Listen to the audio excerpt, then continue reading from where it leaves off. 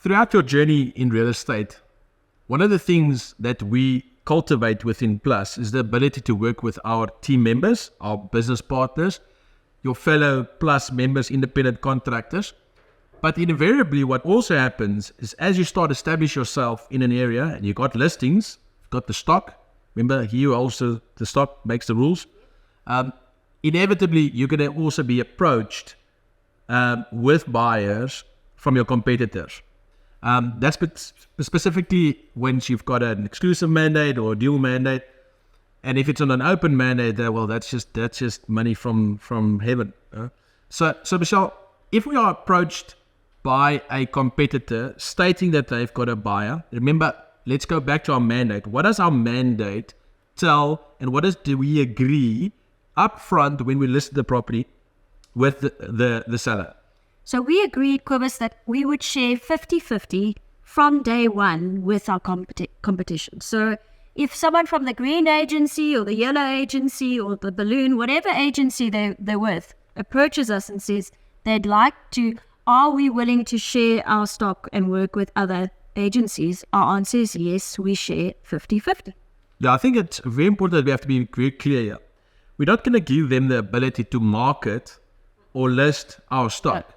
It is purely when they've got a buyer. They've got a buyer, they phone you about a specific property. One thing we don't do is a blanket statement of stating you can go and have access to all our properties. That's our stock.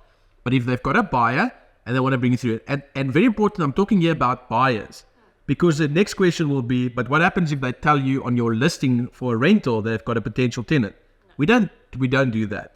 On rentals, there's no need for you to work with another agency's tenant, because if it's priced right, it will rent out. So why do you have to go and do a commission split? And anyway, commission on rentals is so low that we don't work with other agencies on rentals. And vice versa. Even if you've got a tenant with someone else's rental, it's not going to work. Yeah. Okay, so now let's go back to being approached with a buyer, a specific buyer for a specific property. It is very important that you communicate conflict upfront. Yes. If it's your listing, it's your rules. Yes. Non-negotiable. Remember, we agreed with the seller, we will facilitate a transaction through Plus Group, yes, but on our conditions, and then we'll do a 50-50 split. Just pause there for a second. What does it mean 50-50 split?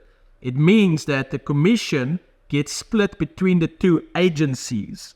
Whether it is a green company and Plus or whatever, then it will be the split of the commission. 50% of that commission will go to them, 50% will go to us.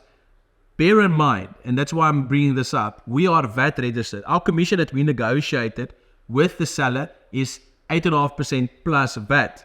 So if they are a company that's VAT registered, then they will benefit. They will get half of the commission plus VAT.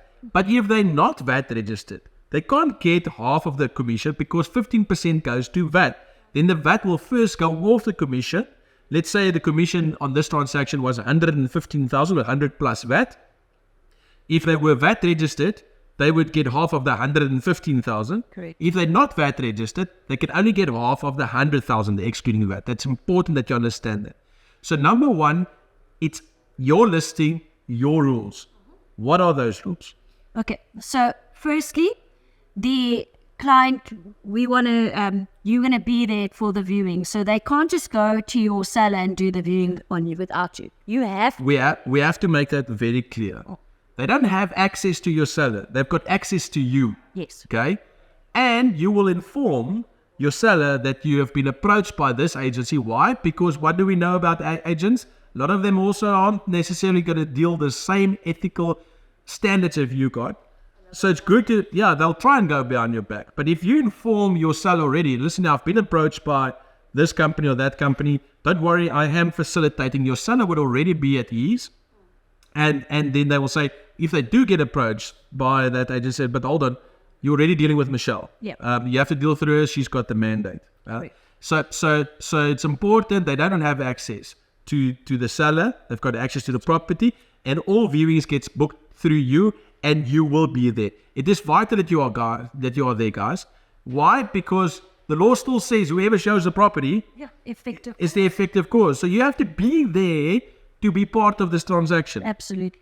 Okay, so that's rule number 1. Rule number 2, if they put in an offer, it's on our OTP because it's our listing. Guys, non-negotiable. If it's your listing, they're using the Plus Group offer to purchase. Not the Keller Williams or the Pam Golding or the Rawsons or whatever.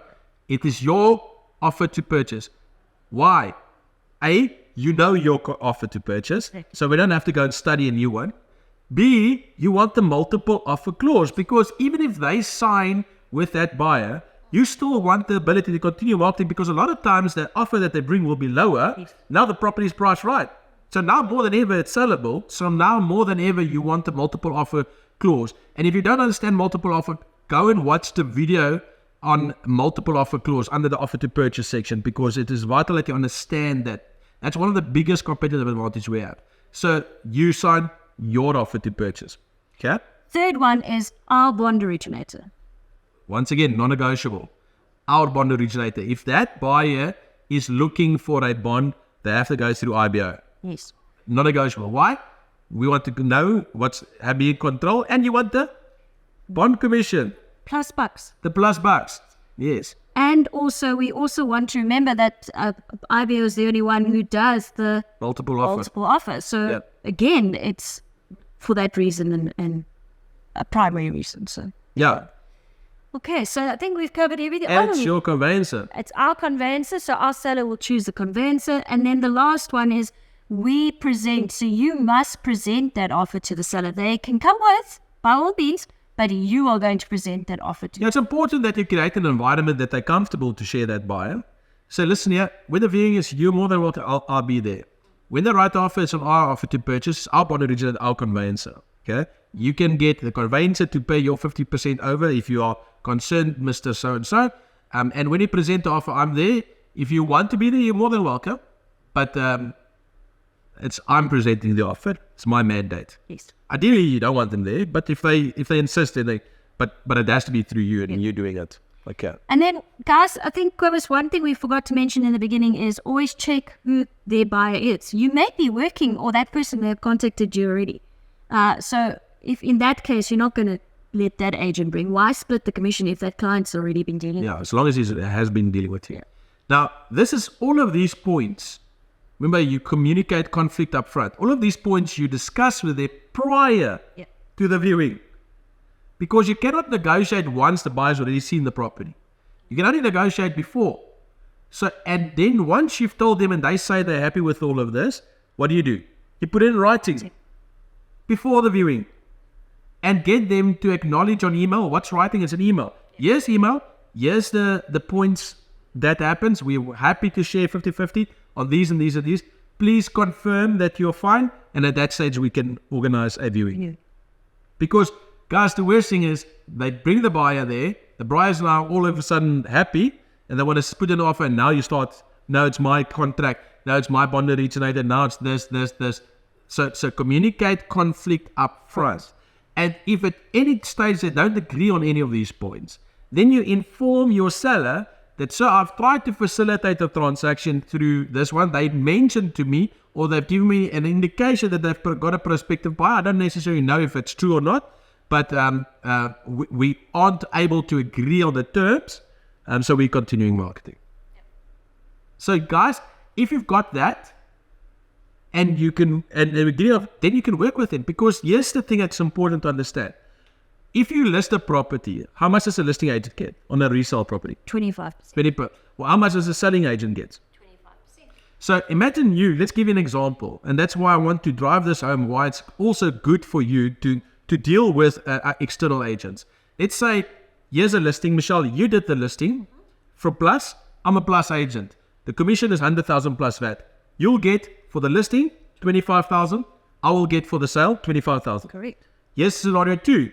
You did the listing through Plus. I'm now from another agency. Okay? And we do the transaction. The commission is 100,000. My agency gets 50,000, half of the commission. Your agency gets 50,000. You get 20. Half of that. You still get exactly the same amount you would have got if it was a Plus agent selling it, or some other brand selling it as long as it was your listing. So there's no disadvantage as long as you manage this process. And we're happy from the Plus Group side because we're getting that sale. So it's great. Yeah. So work with them. I want to end all of this.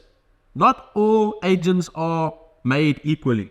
Not all of them have got the same ethics. And there are certain people that I will never work with because of past experiences. So then give people the benefit of the doubt. Give them that they're innocent till proven guilty. But if they're proven guilty, don't make the same mistake twice. Don't work with that same people, and make sure your team members know who those unethical ones are. Absolutely. I agree. Just.